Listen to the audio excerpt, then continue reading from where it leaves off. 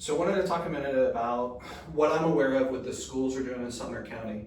In general, I will tell you, I think this is a true impossible task. It's unreal the kinds of things that our school administrators are having to think through and implement, not just for the students, but also for the teachers. Remember, there's not just your kids going to school, we've also got our teachers, and we know that the likelihood of risk is much lower in kids than it is with the teachers. So we have two different groups going on, and the school administration's got to think about all of these, as does the school board.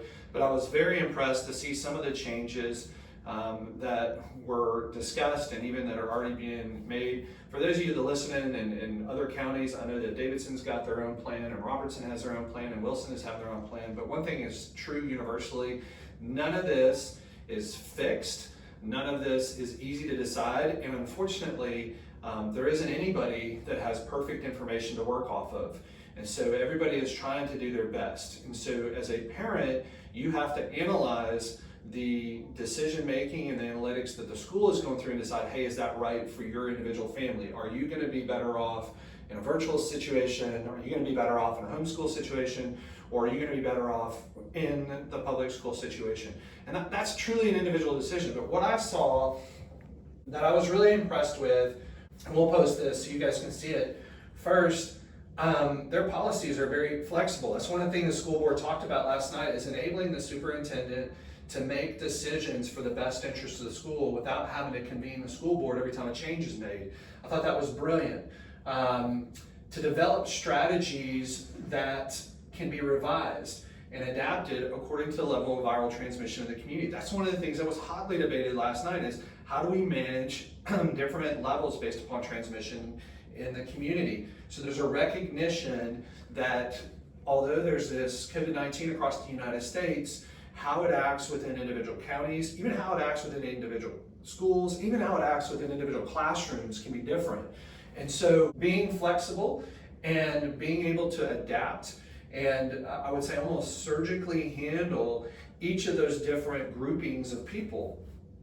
I do feel like their policy is very practical and feasible given the ability to make a decision based on the information available.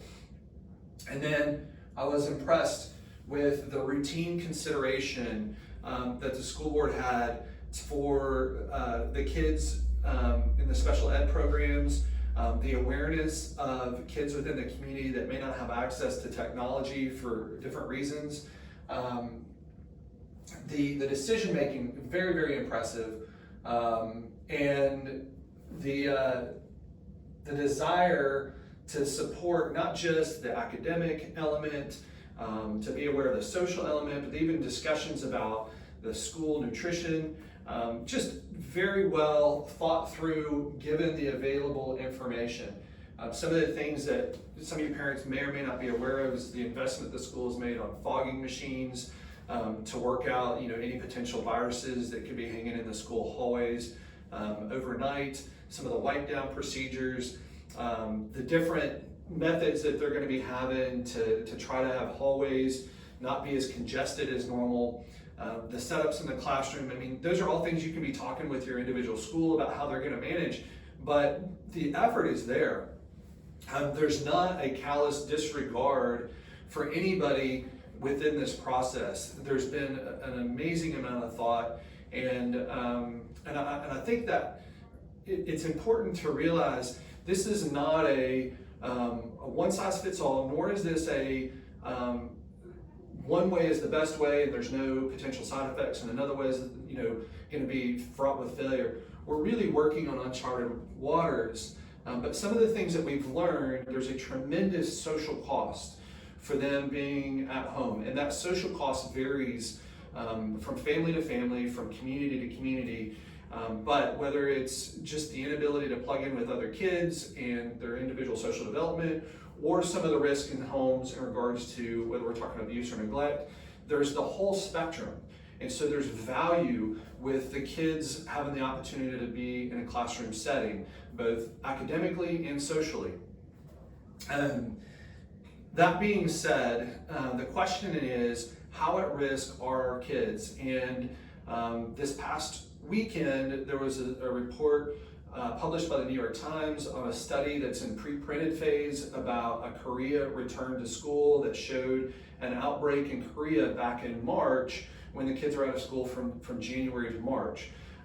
That's been a definite negative as far as return to school plans, but I will say there have been other studies, Sweden, Denmark, Taiwan are just a few that I'm thinking of, and I'll put links for some of these studies so you can take a look at them, where they haven't seen a rise in the spread of COVID-19 when kids have gone back to school. It's also true in Germany. I lived in Germany from 2004 to 2008 and had a friend contact me on a post I made, and she told me their kids have been back in school since May. They have not seen an uptake as far as COVID in Germany, but I will also say the Germans are much better rule followers, and the measures that they put in and the people following them have been a lot more rigid than anything that we would do in America. But when you look at the majority of the data indicates that our kids are going to be safe. Now, is that ultimately completely 100% safe? I cannot say that, but I can say, based on current statistics, it does appear that your child's at greater risk in the car with you in a car accident, or your child's at greater risk of being struck by lightning, statistically, than getting sick with COVID and dying. Okay, so I want you to know we're talking about getting sick with COVID and dying. It's not getting COVID, but it's getting sick with COVID and dying. So that brings the next question, and that is, what do we do if our kids are exposed to a COVID positive person? And the current CDC guidelines are very clear. If you're a close contact, that means if you're somebody who's been within 6 feet of distance to a person who's tested positive, and that 6 feet of distance has been for greater than 15 minutes, if that two qualifications, less than 6 feet, greater than 15 minutes, is true, then you are a person who is at risk. And the current guidelines indicate that somebody who is at risk of exposure based on close contact should be quarantined for 14 days. You're more than welcome to get testing, and at this time, the guidelines don't encourage testing. And the reason is because whether you test positive or negative, the guidelines recommend staying quarantined for 14 days. This is some of the challenge with the testing. Also, I will say, if somebody is COVID positive, the guidelines are very clear that you need to stay 14 days before returning, and you need to be asymptomatic at least 3 days, okay? But I will say, just remember, if your child tests positive or is around somebody positive, they need to be quarantined for 14 days. I know this is an incredible inconvenience, and I have no doubt it's going to affect people's jobs, it's going to affect our economy. I think it's a really difficult thing, though, when you consider how do we engage back in society with something that has a much lower risk profile for our kids than it does for adults. How do we meet their needs, their academic, their social, their developmental needs, and how do we move forward? How do we keep from just staying huddled at home in a safe and meaningful way? And so with the data that's available, with the guidelines from the American Academy of Pediatrics, from the Centers for Disease Control, I do believe our kids can return to school. And I also will say, this is something that is flexible, it is changing, and it changes as the data changes, and I know that's very frustrating. But in this year, I think the more that we can be flexible, be understanding, and do our best to help our kids move forward their own personal lives, I think that we're going to lead our families well. And so we started this whole season off back in, March, talking about doing what's not only in our own interest, but in the best interest of others. And I really am thankful for the effort and the work that is being done by our school administrators. And I totally understand that there are going to be people who are very upset with whatever decision is made. And so this is not one of those that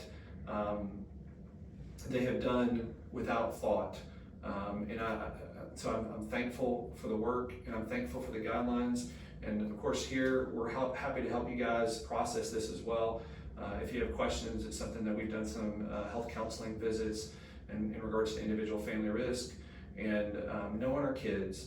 knowing those that are healthy, those that are keeping up to date with our annual well checks. These are some of the factors that help facilitate us providing you with the best available information.